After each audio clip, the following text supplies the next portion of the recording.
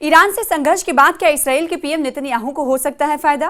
क्या इस्राएली PM Binyamin Netanyahu के लिए आगे की राह आसान होगी? और साथ ही सवाल ये कि इसराइल से जंग के बाद कितना ईरान बदला है या फिर बदलेगा? क्या ढीली पड़ेगी सत्ता पर खामनेई की पकड़? ये कई अहम सवाल हैं जिनके जवाब जानने की करेंगे कोशिश। नमस्कार, आदाब, इस्तकबाल है आपका। आप देख रहे हैं न्यूज़ 18 का सोशल मीडिया प्लेटफॉर्म। मैं हूं आपके साथ सना वारिस। इसराइल के प्रधानमंत्री बिन्यामिन नेतन्याहू मार्च में उस युद्ध विराम से पीछे हट गए जो प्रभावी साबित हो रहा था। इसराइली पीएम के उस फैसले को उस वक्त कुछ जानकारों ने पॉलिटिकल सुसाइड जैसा बताया था। अमेरिकी राष्ट्रपति डोनाल्ड ट्रंप के दूसरे कार्यकाल की शुरुआत से पहले उनके प्रतिनिधि स्टीव विटकॉफ की मध्यस्थता में यानी मीडिएशन में गजा और इसराइल के बीच युद्ध विराम समझौता हुआ था। इस समझौते की वजह से इसराइल की जेलों से बंद सैकड़ों फिलिस्तीनियों के बदले में हमास की कैद से दर्जनों बंधकों को रिहा किया गया था। बातचीत के जरिए युद्ध खत्म होने से पहले युद्ध विराम के तहत अधिक बंधकों को इसराइल वापस लौटना था। वहीं गजा से इसराइली सैनिकों की वापसी की योजना थी।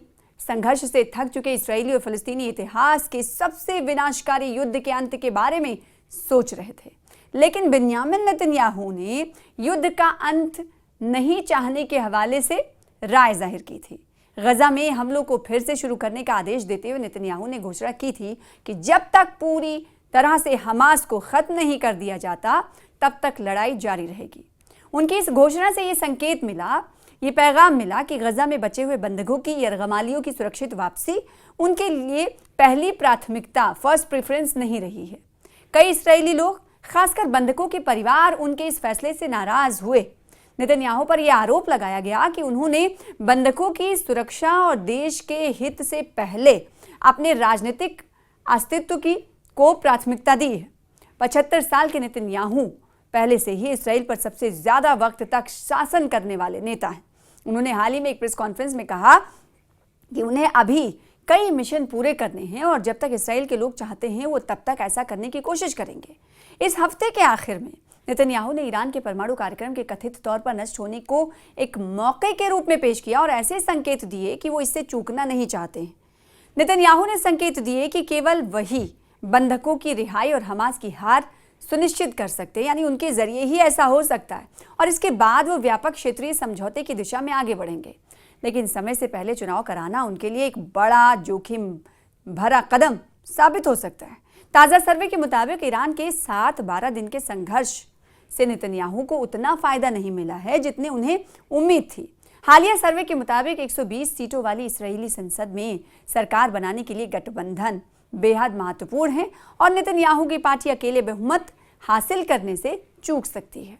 इतना ही नहीं, नेतन्याहू को दक्षिणपंथी छोटी पार्टियों से समर्थन जुटाने में भी संघर्ष करना पड़ सकता है। सर्वे में ये पता चला है कि 59% इस्राएली चाहते हैं कि बंधकों की रिहाई के बदले में गजा में लड़ाई अब बंद हो। अगले सप्ताह नेतन्याहू को एक हाई प्रोफाइल आपराधिक मामले में गवाही देनी है जिसमें उन पर रिश्वतखोरी और धोखाधड़ी सहित कई राजनीतिक भ्रष्टाचार के इल्जाम हैं। व्यस्त कार्यक्रम और विशेष तौर पर ईरान और इसराइल के दरमियान युद्ध को लेकर, जंग जारी रहने को लेकर जो उच्च न्यायालय है, सुनवाई में देरी करने की नेतन्याहू की कोशिशों को पिछले सप्ताह के अंत में खारिज कर दिया गया था। नेतन्याहू और उनके हिमायतियों ने बार बार उनके खिलाफ कानूनी मामले को राजनीतिक रूप से प्रेरित बदले की कार्रवाई के हिस्से के रूप में पेश करने की कोशिश की, लेकिन उनके विरोधी भी उतने ही दृढ़ हैं, पक्के हैं। उनका कहना है कि नेतन्याहू को न्याय का सामना करना चाहिए। नेतन्याहू की कानूनी परेशानियों के बारे में जानने के बाद राष्ट्रपति ट्रंप ने उन्हें महान नायक और योद्धा जाबाज कहा। ट्रंप ने कहा कि उनके मुकदमे को तुरंत रद्द कर दिया जाना चाहिए या उन्हें माफी दे देनी चाहिए। ये वही अमेरिका के राष्ट्रपति हैं जिन्होंने कुछ दिन पहले ही सार्वजनिक रूप से इसराइल के प्रधानमंत्री की निंदा की थी, डांटा था, क्योंकि उन्हें डर था कि ईरान के साथ युद्ध विराम समझौते के शुरू होने से पहले ही ये टूट सकता है।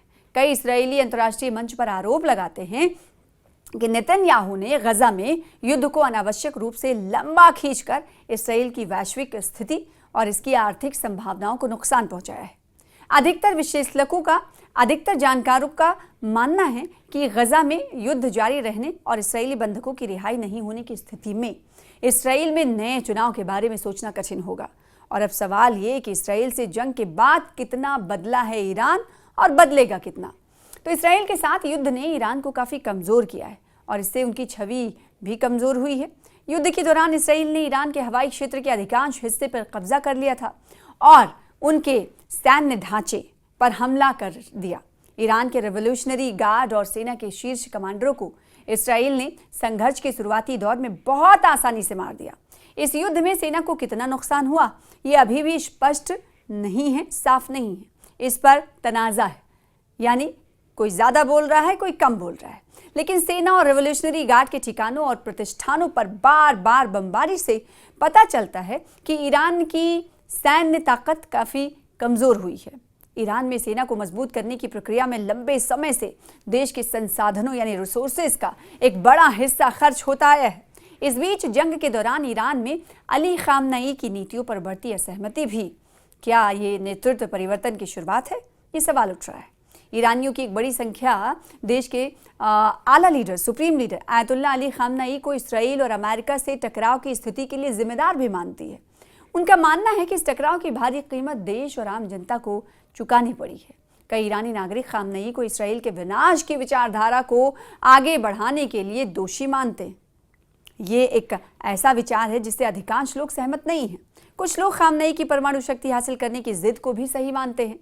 उनके मुताबिक इसी नीति की वजह से ईरान पर कठोर प्रतिबंध लगे, जिससे देश की अर्थव्यवस्था लगभग ठप हो गई।